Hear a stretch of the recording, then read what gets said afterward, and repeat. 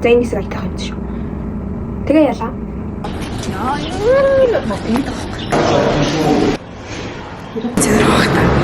Тэмээ цаанаа бямбайн анхны бичлэгт маань тавтай амарл. Яг их ингэ байхдаа нэг өдөр хичээлээ сууж исэн чинь гаднаас ингээ ангийн багш маань орж ирсэн. Та нар өнөөдрийн доктор сонгоны хичээлээр юу сонгох вэ? Эзлээд багшгүй явуулах хэрэгтэй шүү. Юу гэж хэлжсэн. Тэгээд яг тухайн үед юм хичээл сонгоогүй ямар ч хэлээр явах тодорхойлоогүй байсан ч гэсэн яг ингээд аргагүй байдалд ороод харж байгаа хамгийн ингээд гол гэсэн 2-3 хичээлээ сонгочихжсэн баггүй юу. Тэгээд энэ яг ганцхан би биш манай ангийнхан ер нь үеийнхэн амар нийтлэг байдаг асуудал юм байна гэдгийг анхаарч харж ирсэн. Дээрээс нь дүүд бид нар ингээд юу ч туршиж үзээгүй. Тэгэхээр ингээд амьдралын иргэн тойронд хамгийн харж үзсэн хэдхэн цөөхөн мэрэгчлийг мэддэг. Тэр хэдхэн мэрэгчл дундаас л ингээд нэгийг сонгох ёстой юм шиг боддог. Тийм болохоор яг ингээд өөрийнхөө хүсэл мөрөөдөл сонирхол таарсан мэрэгчлийг сонгож чаддаггүй ч юм уу эсвэл сонгохоос айдаг. Тийм зүйл ямар илбэг юм байна гэдгийг ер нь мэдээд эмзэглэж ирсэн. Тийм ч болохоор хүүхдүүдэд тухайн мэрэгжлийн талаар бодит ойлголт өгөхөөр энэхүү контентоо эхлүүлж байгаамаа. Анхны бичлэг дээр би эмч хүмүүсийн солигчийн туслахаар ажиллах төлөвлөгөөтэй байсан. Яг тэр үедээ ээжийн сангийн зохион байгуулж байгаа улсын 1-р төв эмнэлэгт сайн дурын хөтчөөр ажиллах хөтөлбөрийг олж хараад бүртгүүлсэн. Ингээд 6 сарын 16-нд чиглүүлэх уулзалтанд очиж оролцсон байгаа.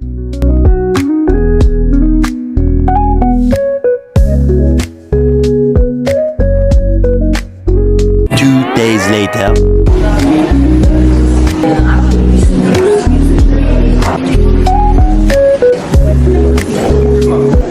Улсын 1-р төв эмнэлгийн амжилтаараа өдөртөө 2000 гаруй үйлчлүүлэгчид тусламж үйлчлэг авахар ханддаг. За маш их хөдөлгөөнтэй байдаг учраас тэгэхээр одоо туслах, за чиглүүлэх хэмжих зорилгоор манай эмнэлэг ээжийн ертөнц төрийн бас байгууллагатай хамтын ажиллагааны гэрээ байгуулсан. За энэ гэрээний хүрээнд бол одоо хий боловсролын сургуулийн 16-аас 17 насны сурагчдыг ээж аваас нь одоо зөвшөөрөл авч за амралтурт одоо сайн дураар хөтөж хийх ийм одоо үйл ажиллагаа эхлүүлсэн байна. Энэ ажлын хүрээнд бол мэдээж хэрэг сурагчдын зүгээс бол ямар нэгэн цалин хүсэхгүй харин одоо манай эмнэлгийн гарт тогооны зүгээс бол хүүхдүүдтэй өдөрт нь одоо халуун хоолоор үйлчлэх ийм одоо сайхан ажилласан байна. Хөтөч хийх эмч төлөгч нарын ажилд гартан тусалж байгаа биш ч гэсэн тодорхой хэмжээгээр өөрийнхөө хувь нэмрийг оруулаад тусалж чадсан гэж найдаж байгаа. Тэгээд дээрэс нь надад яг эмнэлгийн дотоод үйл ажиллагааг хажуунаас нь бодитоор харах боломж олгосон. Тэрний ямар байсан? Яг хувь хүн талаасаа төрсэн сэтгэл гэх юм бол эмнэлэгт байх удаан байх нь надад жоохон тоохгүй санагдсан. Яг тэгэхээр ингээд баян олон хүн орж гадаг газар учраас нэлийн бүрчим тэгээд хурдан ярихыг хүсэж байсан. Өнөөдөр анхны өдөр болохоор ойлгож би яагаад юм шигдсэн. Нэг ихс над дээр ирстэй. Тэгээ 2-р эмэгтэй бүтүүлсэн байгаамаа. Тэгээд давхараас 1-р эмэгтэй бүтүүлсэн байгаа. Би одоо ингээд үслэг мүслэгт ороод алид нь үзүүлэх вэ гэж бодож байгаа. Би одоо тэг юу их юм бэ? Ихсээ та одоо тэгээд зоос идэж байгаа юм бол очих юм уу яах юм бэ? Тэр нь одоо энэ шинэ хүмүүстэй танилцсан гоё байсан. Эндээ бол баярлалаа. Надад төрсэн хамгийн гоё сэтгэл гэх юм бол би нөгөө өдрийн талтын зогсоол ингээд амар хурдан харимаар санагдаж хахад тэнд ажиллаж байгаа эмч, сувилагч, харуул хамгаалж тэр байгууллагын бүх хүмүүс нь ингээд хэдийгээр нийгмээс төрөөсөө тэдний ингээд хангалттай дэмжиж өгөхгүй байгаа ч гэсэн та сэтгэлээсээ хандаад өглөө болгоо ирж байгаа надад амар бахархмаар санагдсан.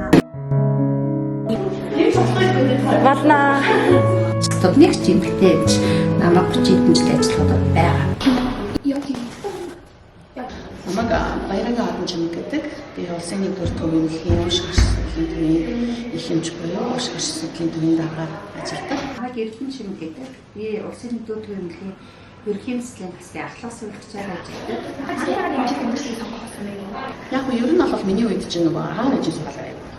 Ээж аав маань яг анхны дээг байгаа гэдэг санал хэлээд тэгээд ээж аавынхаа өгөнд орж яг анхны дэгийг сонгосон. Яг энэ мэргэжлийг сонгосон гэдэг нь цагаан халааттай хүмүүс бол гоё харагддаг байсан. Тэгээд эрүүл мэндийн байгууллагад орох сонирхол төрсөн. Тэгэхээр нөгөө ажлыг багаас нь хийя гэж сурагчийн мэргэжлийг сонгоод хэрэг сонирхох юм бол цаашдаа суралцнаа гэсэн сонирхолтойгоор сурагчийн дунд сургалт бол анх шалгалт өгөөд орж ирсэн. Хүүхэд ихтэй яг энэ мэргэжлийг ямараар төсөөлдөг байсан. Тэгээд мэргэжээр ажиллах төсөөлтөөс чинь хийх үү? Ингээд багын төсөөлтөөс мэн гэж бодоход үнэхээр гоё мэргэжил дандаа хүмүүсийн сайн сайхны төлөө, эрүүл байхын төлөө, урт удаан наслахын төлөө сэтгэл гаргаж ажилладаг тийм сайхан мэргэжил дандаа хүмүүсээс талархал хүлээж идэг тийм мэргэжил байна.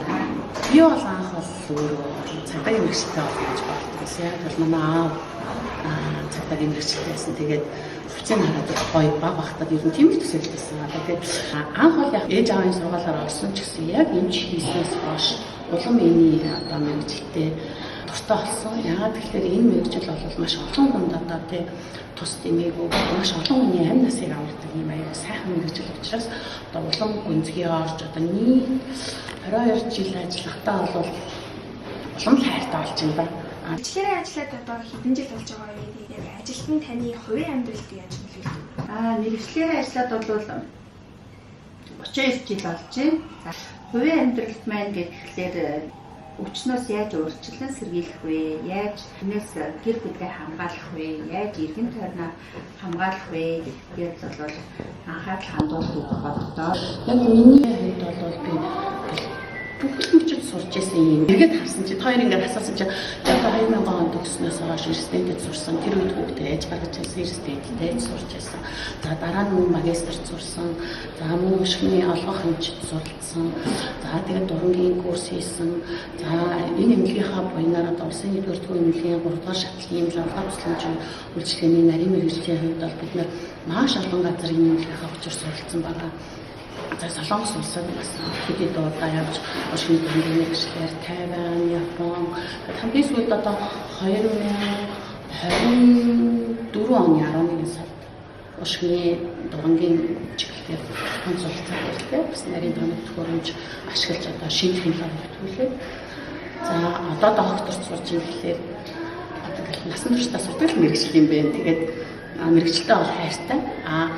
Мэргэжлийн хувьд ярих юм бол ар гэр аягүй чухал байдаг. Тэгэхээр энийг ойлгох хүмүүс гэдэг бол хамгийн чухал. Ар гэрийн одоо төшиг тулгуур хамгийн чухал. Манай нөхөр бол өөр хүмүүс маань одоо бүгд ойлгож ажлыг маань хийх нөхцөлийг хангаж өгдөг гэсэн.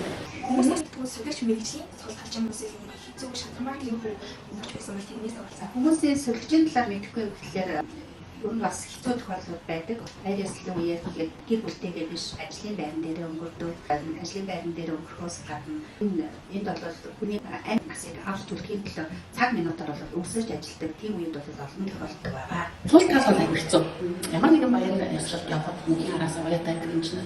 Залхуунаас ерөөсөө өвчний талаар ямар ч хэмжээ хувьд бол дандаа ард байгаа өвчний хадгалаа бодож байдаг. Бид нэр хоорондоо уулзахдаа дандаа өвчтний ярьж байдаг. Өөр одоо ингийн яг байсан ч тэгэл өвчтний рүү орсон гэдэг. За энэ хэвчэн тэр маань тийм онцлог. Тэр нь тийм юм болоо одоо эргээд одоо ялгаан онцлогоор ийм юм хийндэж ч гэдэг юм уу те. Одоо нэг л мэдгээд бүх юм хэлсэн байдаг. Ишиг тийш олон амраа үед бол мөн бас тэгэл бодцноос уяатай. Өвчний хооронд санаа зовоотой. Нэгдүгээр ч юм өвчнөлч одоо өвчнөл боддог байсан. Одоо ингээ хоорондоо эвдэр ч гэсэн уулзж байгаа. Одоо манай тэр өвчнийг одоо тэгээ шууд таны саний юу болж юм за ингээ ингэж бодож юм. Энэ юм шинжилгээ хийж яах вэ? Энийг цааны одоо өвчин байх гэдэг эмч зөвлөж бүгд одоо эрүүл мэндийн ажилтнууд нэг л одоо зүгж ихтэй нэг л хүний төлөө байдаг. Тэгээд ер нь бол миний баримтлаас зарчим энд одоо хэвтийн эмчлэл хийж байгаа үйлчлэгч бол миний нэг гэр бүл яг тэр хүний бүхэл талаар нь судалсан байдаг юм чинь. Энэ хүн нэмээ авч чадах уу, чадах уу, санхүүгийн хувьд ямар энэ хүний гэрийн сайхан үгүй юу, ирэх чадвартай хүн байгаа юу гэдэг талаар бүгд ингээд хэд хоног дотор өвчний хадгалах бүгд мэдээлэл цуглуулсан байдаг. Энэ чинь бас нэг хэсэг байдаг та. Энэ шиг байх эрүүл мэндийн ажилчид бол одоо хүнтэй харилцдаг юм гэж. Бидний төлөө санаа зовдог. Тэгэхээр ер нь арга гэхээс илүү нэгдүгürt ажиллах байгаа. Тийм болчихсон шүү. Мэргэжлэрээ ажиллаж байгаа хугацаанд чинь тохиолдсон юм сэтгэлж байгаа дурсан ч нэг. Ер нь бол аюул олон тохиолдол байна. Бид нар яг нэг баг олж ажилладаг. За судалгааны баг, профессорын баг, одоо энэ эмнэлэг дотор байгаа үүдний одоо манайчаас эхлээд одоо жолооч, харуулдаг бүхэн зүйлсийг одоо нэгдэж нэмээд авдаг. Ямар нэгэн байдлаар бид өвчнөд ерөөс болж жолооч байх болцсон. За ямар нэгэн байдлаар одоо харуул байх болцсон. Тэгэхээр одоо цаг дээр багийн ажил хийж байгаа. Тэгэхээр бид нар бол хараалт гэмээр ярилцдаг.